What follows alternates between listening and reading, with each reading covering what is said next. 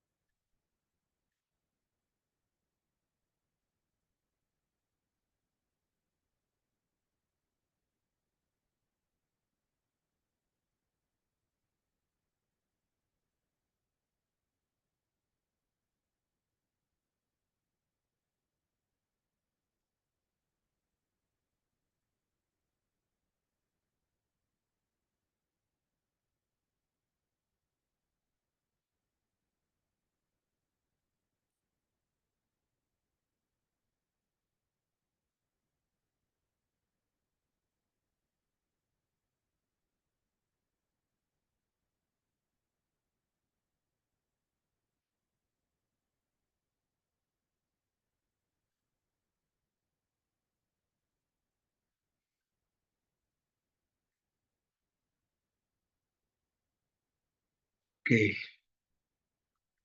So let's start. Everybody here? Or is there anyone else? Let me check. Majere is here. Christian, Trianto. I think one more people missing.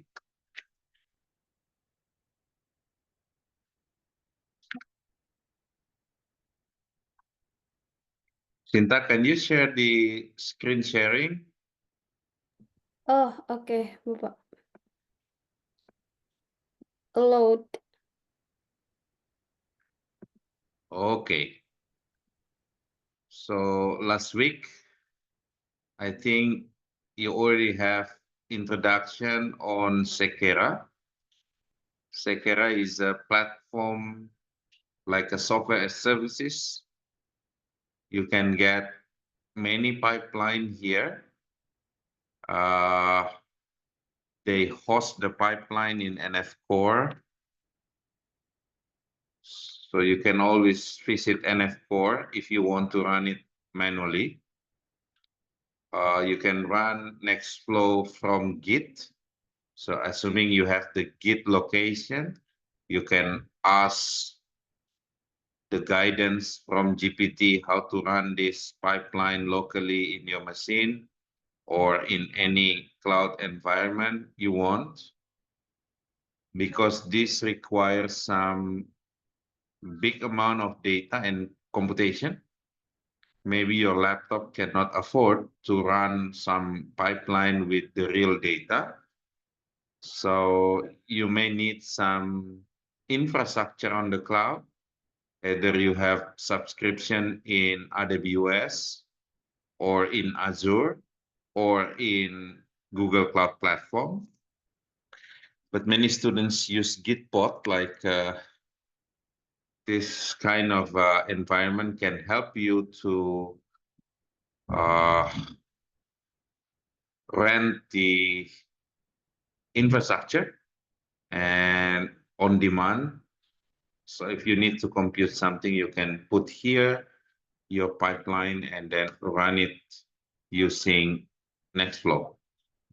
So the good thing in Nextflow is everything is just one single file called nextflow.jar. And if you prefer to use this Sekera platform, you can use Sekera platform and running your pipeline over here. So just for historical reason, before we have this kind of tools, there is many pipeline framework. Let's say SnakeMake. Some paper are still revert to SnakeMake. This is kind of a workflow system, but only for Python based. And it also have many pipeline written using SnakeMake. But now we are using more on Nextflow in Calbe. In our team, we are endorsing Nextflow because the architecture is more scalable.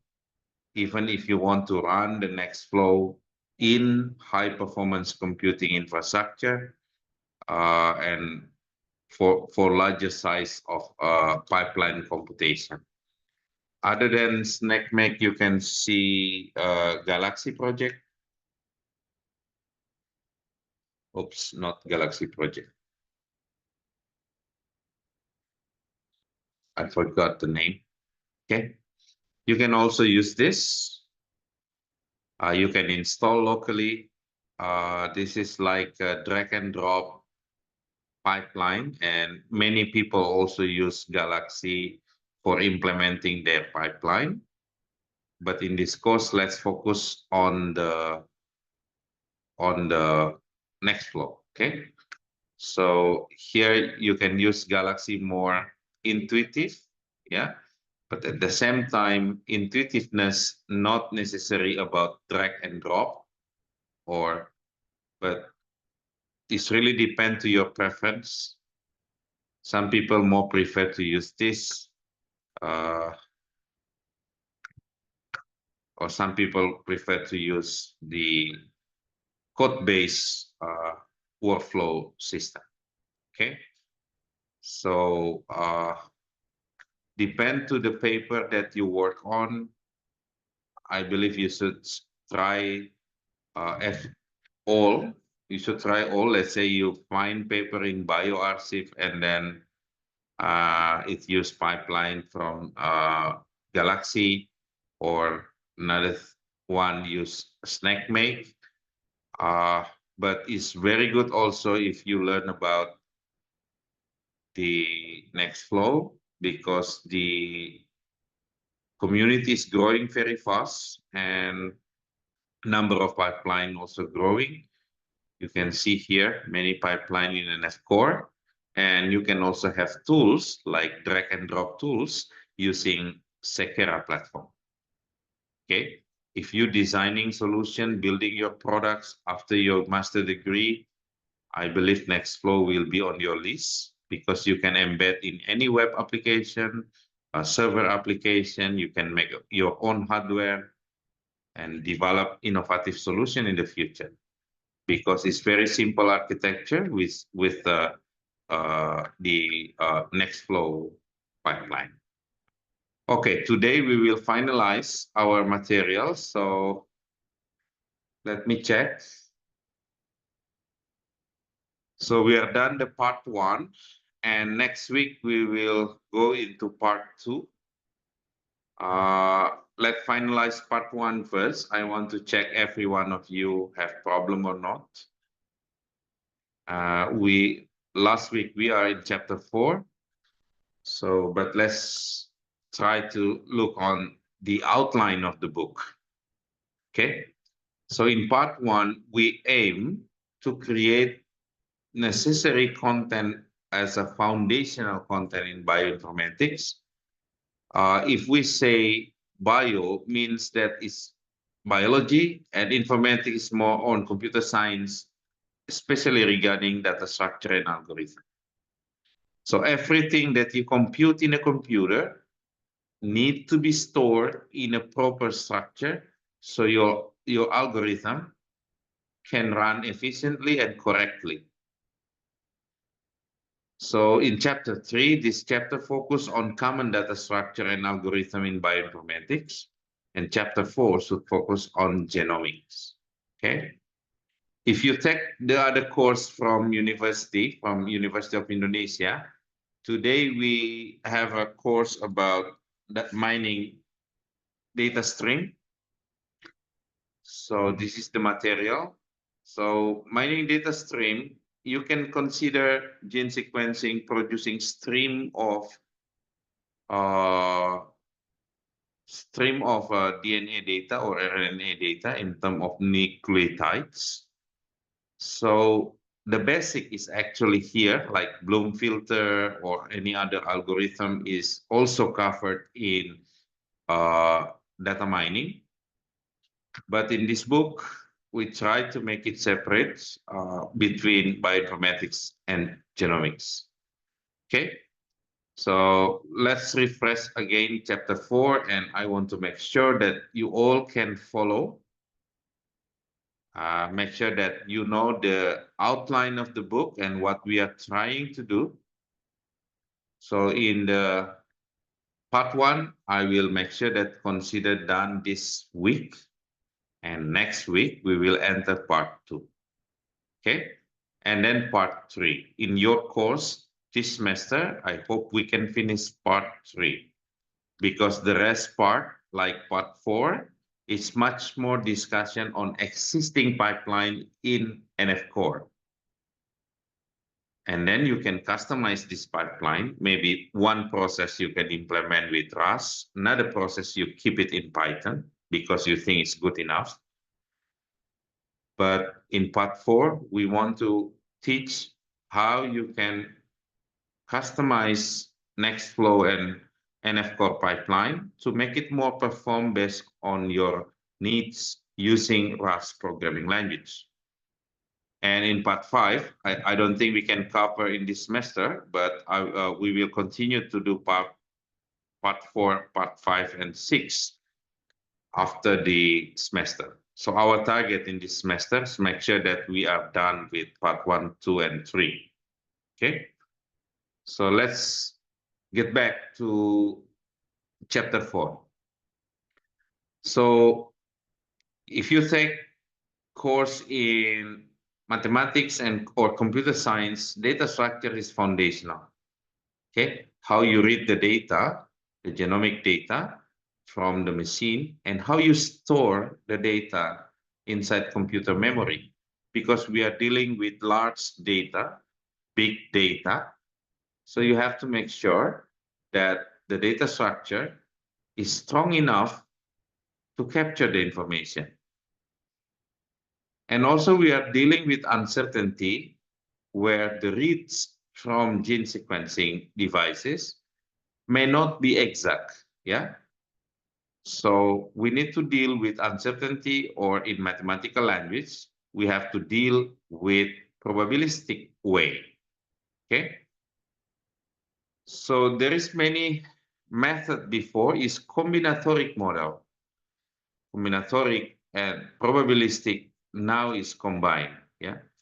But some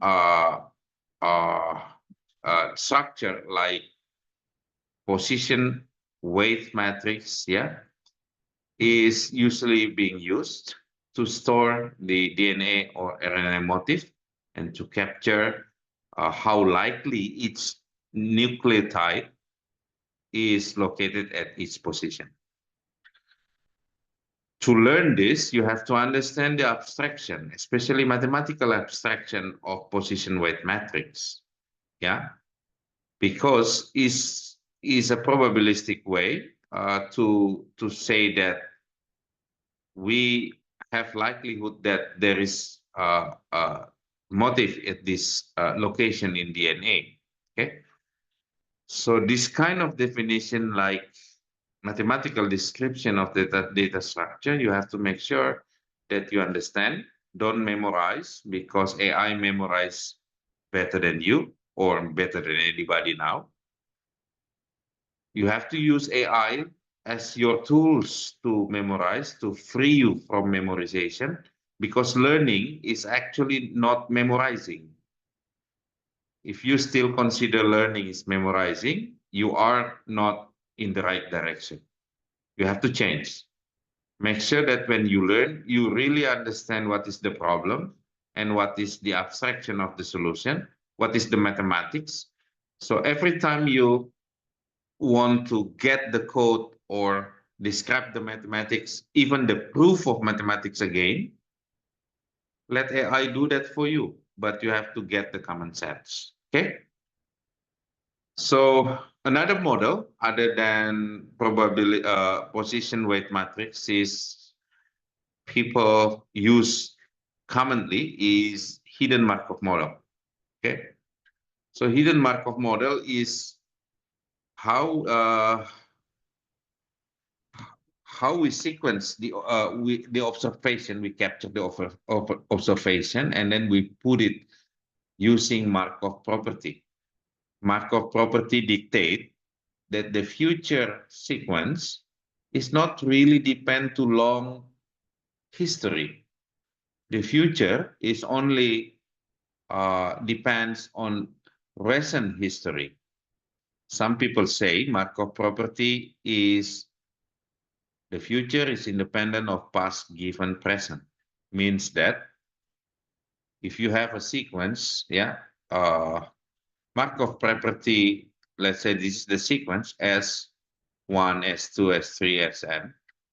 Markov dictates that the future sequence is not really depend to long history back, but only on few order of the history.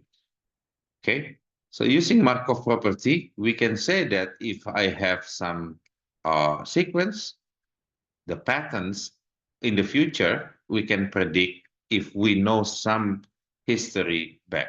Okay, one of the model is Markov random field. So this model is using Markov property. Okay, and to make sure that it can work in higher dimension, usually we combine with dimensionality reduction and put in graph. So if you have a random variable x, for example, indexed by vertex v in the graph G, so MRF impose that each variable x conditionally dependent on other variables. So if you write in mathematical language, mathematical notation, you can write like this. Okay. So you can follow this chapter, make sure that you put comments. Yeah. So we can finalize the content. And because of this content also some biology topic, you also have to get at least common understanding on the biology, especially on the dogma, DNA, RNA, protein, yeah, and the process inside the main dogma, like transcription process, creating the protein from the RNA template, etc. Okay, and you have to be able to implement, assuming you have the data, raw data like FASTQ, yeah, or FASTA. You can build the data structure, for example, the position weight matrix and Markov random field, and perform the algorithm on top of it. Okay. So this is just an example where you have a next flow that read from FASTQ file and process the creation of position weight matrix and Markov random field and put the output into another text file. Remember that next flow is just a command line processor for workflow. Okay. And once you know what this program should do, you can always ask for code. Yeah, this code is implementation of position weight matrix and Markov random field model in simplified way. If you want to make it more robust, as long as you understand the mathematics, how it works, the pseudocode, you can always get this kind of code. So don't put your achievement or progress on how you can write code manually, because we as a human is already surpassed by the AI to write code with the same common sense on the algorithm or in the mathematical concept. Okay, so if you use, for example, GPT or Claude, you can always ask code even for something you never imagined before. Like for example, solving the Schrodinger equation for quantum tunneling or many other complex things. Yeah. Why AI can do that? Because it trained using many data, many books. Yeah. So as long as you can imagine the code from the books you read, AI can always generate the code. Okay. And chapter 4.2, some structure in computer science use graph. Yeah. So Gene regulatory network are usually commonly used for studying how genes, how transcription factor, regulatory RNA working together. What is the trajectory? Yeah. Maybe it's very abstract from mathematical point of view, but you can imagine, let's say, you have a DNA of a normal human. Okay. You read the sequence, and then you can predict using trajectory how the genes can potentially get some disease or illness in the future.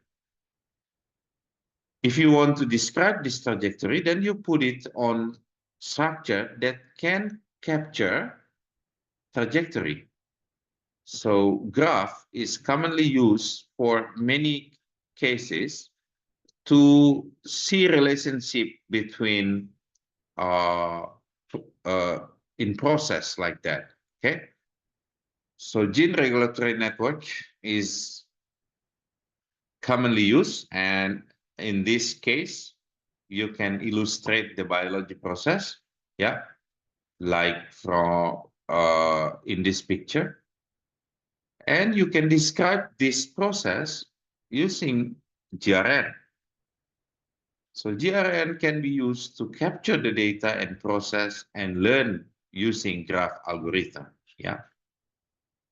So you can read more how to implement, don't memorize, and you can implement the code based on your understanding. So in this section, you can see how we can build GRN by getting data, DNA data or RNA data, and put it on the GRN, and you can enjoy many graph algorithm that is given by graph data structure.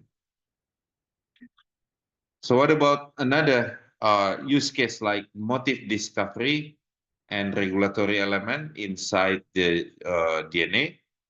So DNA is very complex structure. So we should be able to uncover the sequence and find out where is the motif, or pinpoint where is the regulatory element inside, and including the transcriptional control when it create protein, for example. This process is very complex, and we need to put and use good enough data structures to do. Let's say I simplify the problem, giving the sequence, can you find some motif inside the sequence? Then we come up with the searching problem. It translates to be a searching problem in the long sequence. And there is many algorithm inside this. If you learn from computer science, string algorithm like Knut Morris Pratt and Rabin Karp, okay, it's like a string matching algorithm. Okay, but can we use it for bioinformatics or genomics?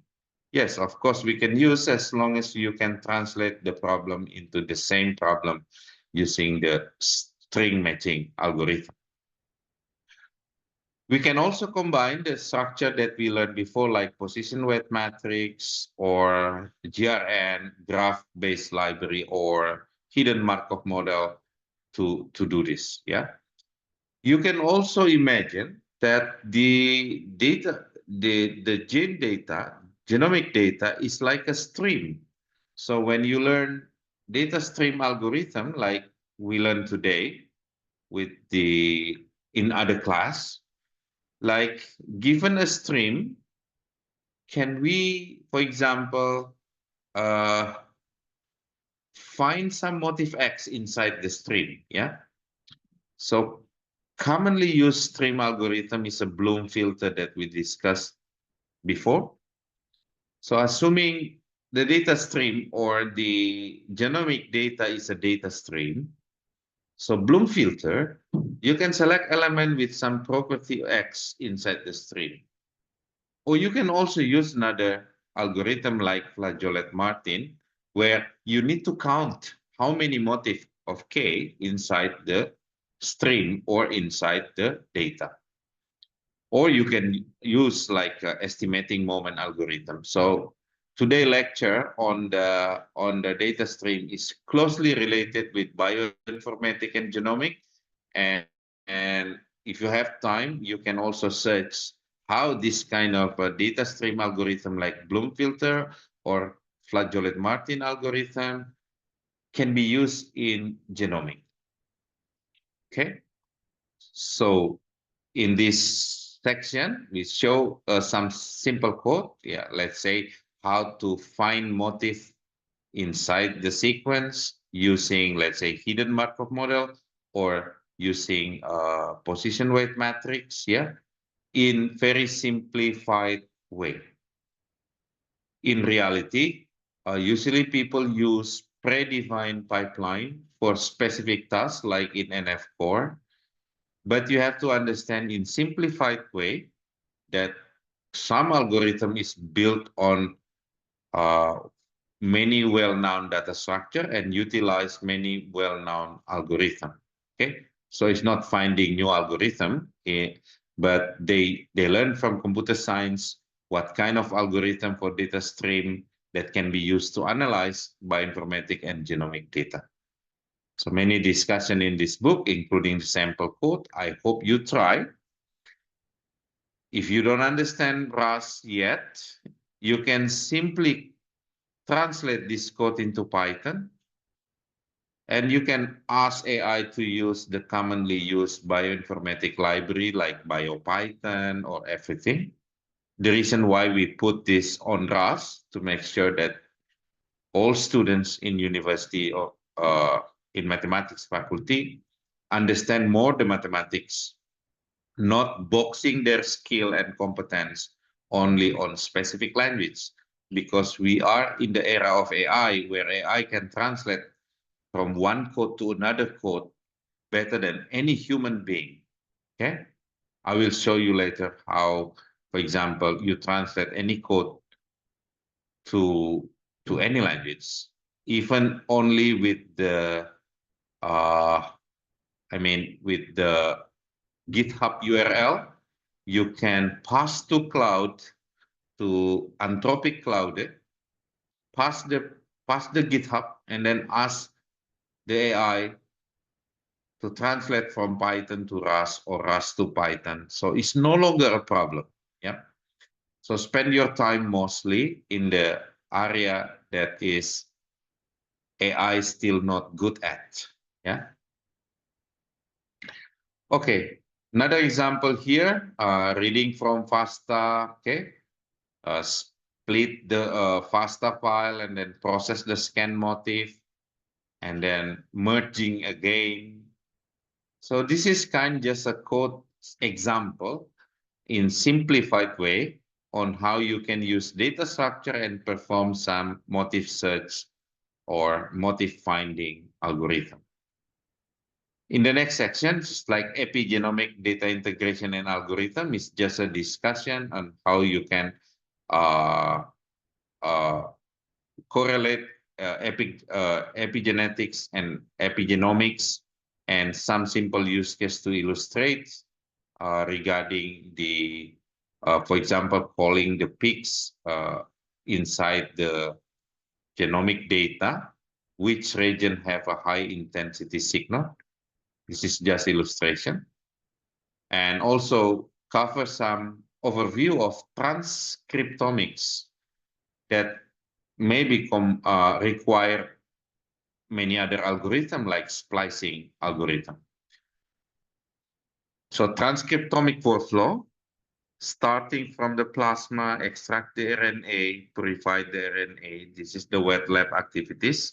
And once you get the data from the Illumina, you have to work in the dry lab to make sure that you can perform, let's say, gene expression and many other tasks.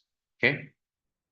I also give you sample code here, including in the next following section, we discuss about single cell functional genomics. Okay, so I hope you can finish this chapter so we can close the part 1, and next week I will continue to cover the part 2, and hopefully end of the semester we can have we can complete up to part 3 and part 4. Okay. And this book, we will continue to improve based on the feedback that all students give in the comment. I see some comment here, but if the problem or comment is done, just resolve. Yeah, like this one, you can just resolve. Okay. Okay. This one, like from Trianto, I have successfully run the code in chapter 1, making some debug, blah, blah, blah. Thank you. And once done, you can resolve because I want to finalize part 1. And in part 2, if you still need something to add in the chapter, or you can just put like, let me read one by one. So from Jonathan, technical depth and interdisciplinary approach, the content is effectively conveyed, however, okay, blah, blah, blah. Okay. I think this is just a comment we can resolve. Okay, this is also a comment I can resolve.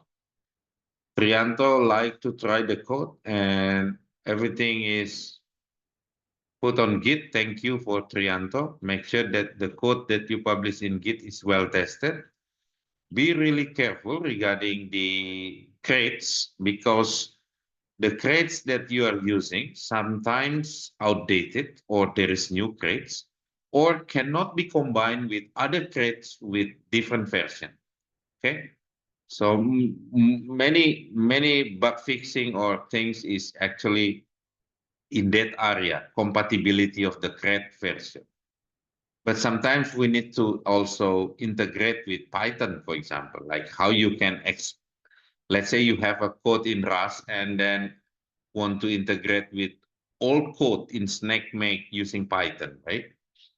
So Trianto also fixed this one. This is done, right, Trianto, right? Can we resolve this comment? No more comment. Yeah, maybe we should add the dependencies. Yeah. So I think if you need to add the dependency, add the one more code area here and then put the crates. Let me check. Let me like this. Because sometimes this information is very important. Otherwise, let's say Bio 2.1 cannot work with Rayon 1.1, for example. Okay, it's better to put the dependency. Can you do that? Oh, okay. So, okay, sir. Yeah. So after you test, put the dependency, so people can know what threads version that is required. Okay. So let me resolve this too and just comment if this is it done because we will move to part 2 next week. I just want to make sure that part 1 is clean. Okay. This is dependency. Please do, yeah. Please resolve. This is dependency too.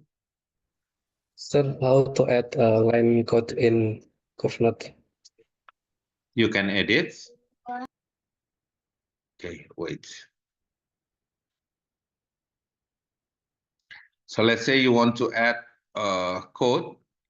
Everything in CurveNote is very easy. You can just slice. Okay. And then just code block. And then Okay, sir. after your information, and then usually for dependency, I use YAML or JSON. Yeah, JSON. Okay. Like that. Everything here is just slice. Okay, sir. And Thank you. the good thing with CurveNote, you can use the CLI tools, make it LaTeX. So you can even write papers using CurveNote and then use the command line and then export to LaTeX. And then you use Overleaf to write your paper based on the format of the journal or conference. Yeah. So let's say I'm writing this paper. So after you write in CurveNote, export to LaTeX, get the LaTeX IEEE template, and then you can continue to write in overleaf based on the IEEE access template. Okay, so chapter 2 is clean. Okay. Oh, one more. For the last next script needs 3 Rust script to run this workflow.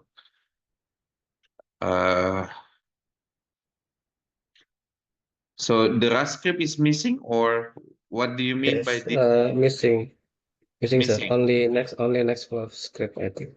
Okay, you can ask. Can you ask the cloud to give you the script? I've tried, but it's not working. Okay, so let me check. So this process read trim. Okay.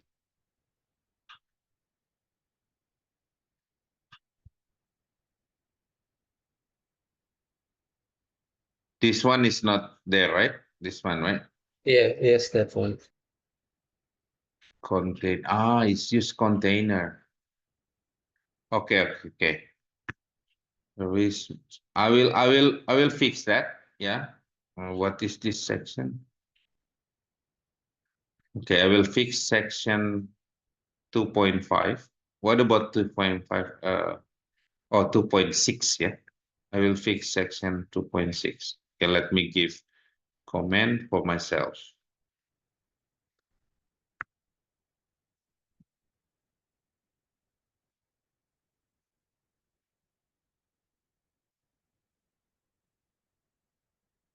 Okay. Okay, good. Help me later after I fix that comment. Next, chapter 3.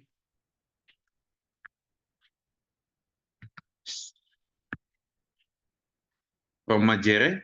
Okay. So MPI, message passing interface, is commonly used for high performance computing. You need to find the version of MPI, like, yeah, Microsoft MPI, blah, blah, blah, or Linux based or Mac based if you're using Mac. So you need to install the library first that is required. So using MPI, you can process the computation in different CPU, in different physical server, and then it process in parallel and then combine again the result using MPI, usually in high performance cluster, HPC, yeah.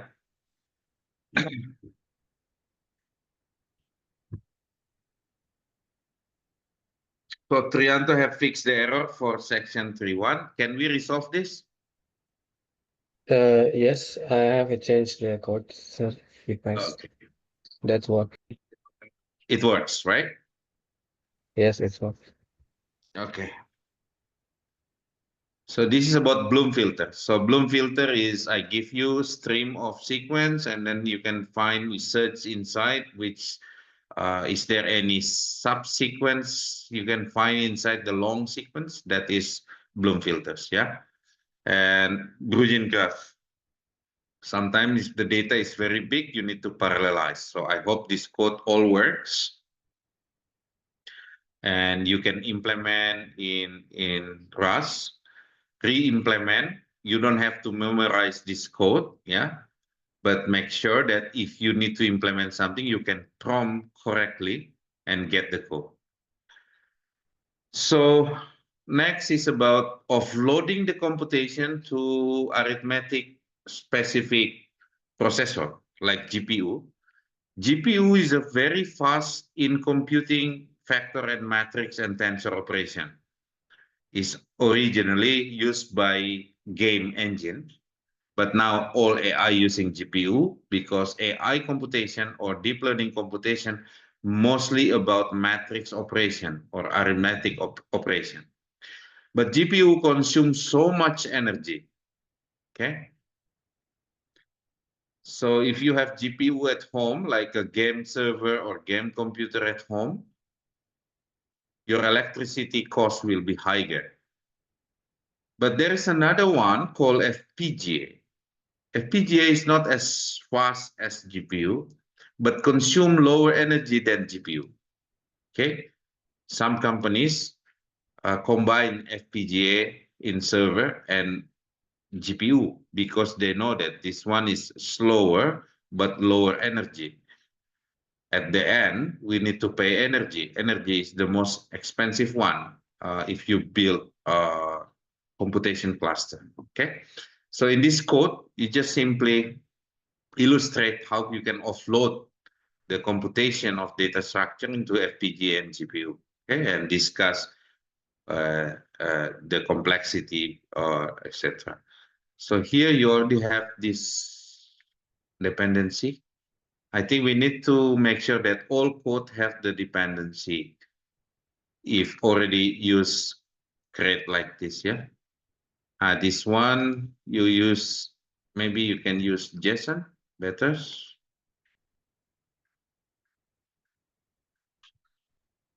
This one also JSON format. Okay. This is need, this one need, okay, maybe I can copy from here.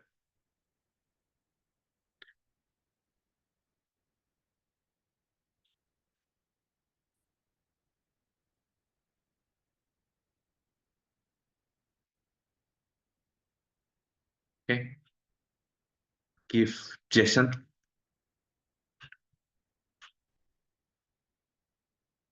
This is okay.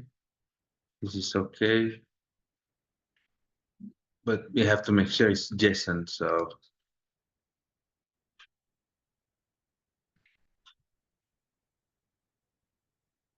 Okay.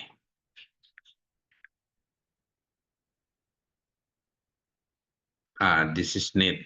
This one is need dependency. Okay.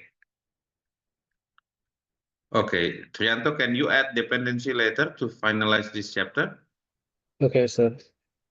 Okay. I have the trouble in the last code, sir. Okay. And then put using Abyss. and put on the Git as well, right? After you test, give dependency and put on the Git. So let's finalize part 1 this week and move to part 2 next week. Okay. So, yeah. Okay, that's it for today. I think Fadin and Sinta is here. If you have question regarding Sekera or Nextflow, please do. I believe you learned about Nextflow tutorial last week. Yeah. When you learn Nextflow tutorial, make sure that you know step-by-step process. Don't memorize the code. I believe GPT generate Nextflow code better than is much better now. So as long as you can draw in the paper, I want this process. Read the data from FASTQ, do this, do this, do this. Make your good prompt to GPT. GPT will give you the Nextflow script. And then in each process, you can implement the code. If you like to implement in Python because some reason, implement in Python. If you like to implement in Rust, you can put on Rust. Okay. The reason why we write this book on Rust because there is no Rust book on bioinformatics now. So if you guys can finish this book together, you will be the first who released book on bioinformatics and functional genomics on Rust using Nextflow. That will be a good achievement. Okay. Hello. Yeah, that's it from me. Please continue discussion. Fadin, if you want to share something, or we need to finalize part 1 this week. Yeah. Yeah. Next week we'll move to part 2. I'll moving to part 2. Hello. Yep. it's a general comment towards the book. What I discovered is for a beginner who does not have a coding background, it will be hard or tough for him or her to understand coding if she reads chapter 1 only. Chapter 2 Mhm. more of introductory chapter than chapter 1 is what I discovered. It was hard for me working on the codes in chapter 1. Then I realized chapter 2 is far much better understanding than chapter 1. Do you think we need to switch the chapter number? Let's say chapter 2 becoming chapter 1 is better? That was my suggestion, if possible. Truly speaking, it did not take me so much time to understand how to run Rust, how to run it. It is more descriptive, unlike Okay. chapter 1. Yeah, I think is very valid feedback, Majere. Yeah. So let me think to put more introductory, like a Rust environment in chapter 1, right? And switch chapter 1 to chapter 2. Yeah. Okay. Okay. Thank you, Pak. Yep. That's very good idea. But we need to change some the narrative or description in the book, but it's more introductory for us in chapter 1, chapter 2. So I will put it as chapter 1 and chapter 1 becoming chapter 2. Okay. Thank you. So Thank you. is there anyone can help running the problem assignment in each chapter using GPT, but O1 GPT? Does anyone have O1 GPT here? No, Yes, sir. I don't have. Yeah, I think you will need it. So I really suggest if you have some funding, like $20 per month, uh, get GPT Pro and try to run the problem solving. I believe if we pass this problem solving, GPT will solve it. Let me show you.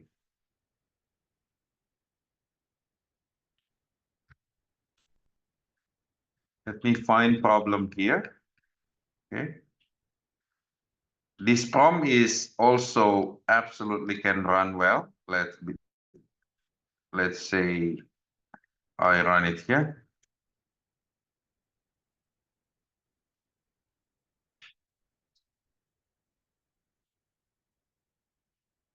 See? And let me check this problem 3. Just copy paste.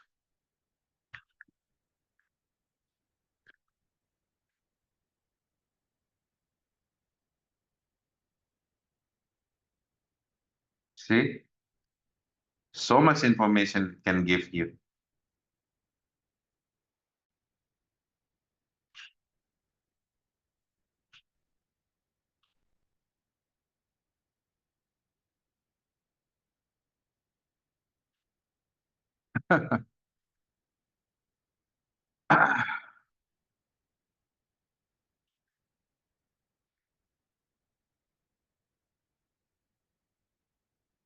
Okay.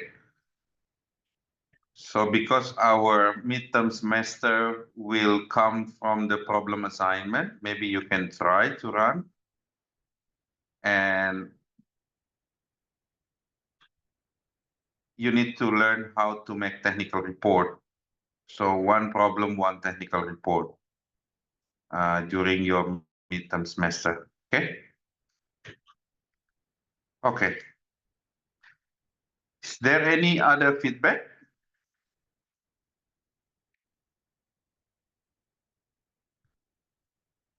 Majere, do you have a problem to learn this, or you have difficulties at the beginning, right? Because Actually, I had difficulties in the beginning, so now I think I'm managing. okay, good, Oh, good. though sometimes time I may Mhm. yeah, time is maybe limited to me because I have many courses. Okay. So during your research, I believe you will need at least one subscription GPT or Clouded. Yeah. So let me show you what Clouded can do now. Okay. Okay. So this is Anthropic Clouded. They are very good in code. Yeah. Especially Rust code. Sometimes if I ask GPT, there's so many bugs, 2-3 times bug fixing with GPT, but Cloudy can make it with 0 bugs. Yeah. And let me find GitHub. Okay. So let's see this GitHub from 10 time genomics written in Rust. Okay. So I can say to Cloudy, here a project written using Rust. Okay. Do research to convert this project to Python with the best library in Python. And then convert the code. Okay. Okay.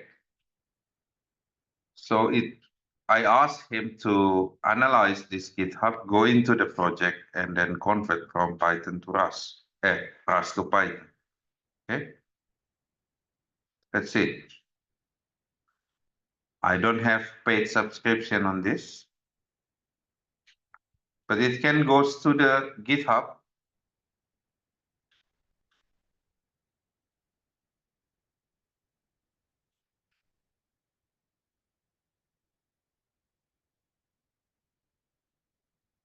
Do the analysis I want.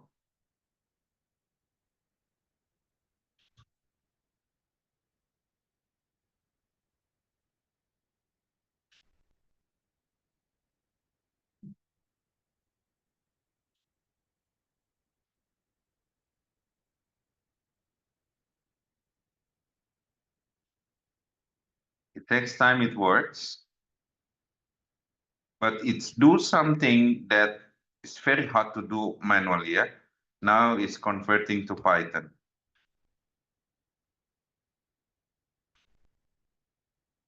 That's one reason why we write this book on Rust, because we believe no one published in Rust yet, but we also believe that code translation is done problem in current and future AI will make it much, much more better like this.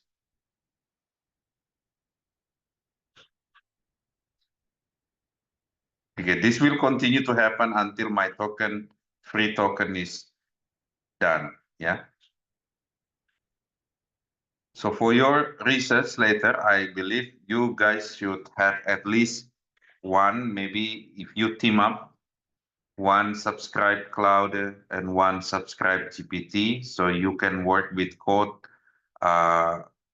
easily. It will work until my token is done, yeah? See? Still working.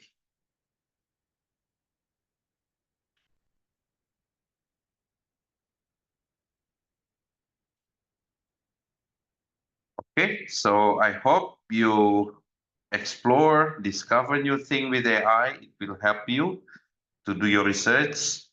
If you have paper, you want to read paper, just upload the PDF asking the AI to make summary. So I think your investment in GPT, buying one GPT, you can share with your friend, the cost will be beneficial for your learning. Okay, that's it from me.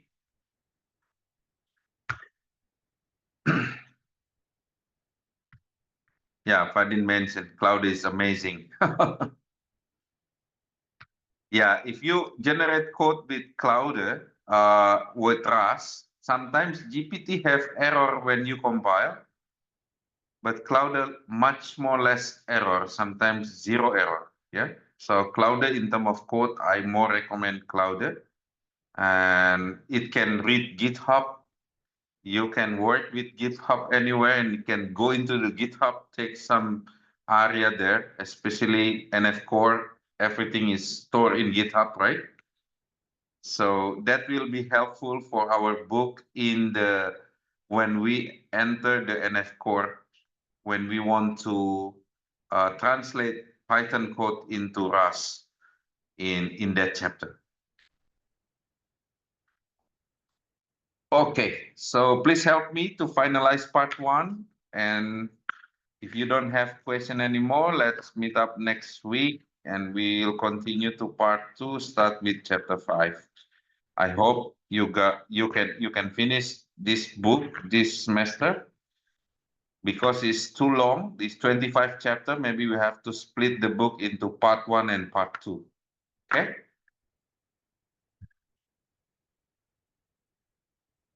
It's also good if your topic in master degree is combining AI and genomic. Find the latest problem there, like implementing AI on genomic pipeline. And you can make this book as a reference. So you write the books and also you refer the book, you cite the book in your paper or in your research.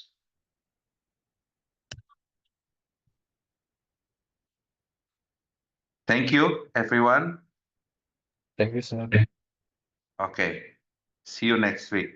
Thank you, sir. Thank you. Thank you.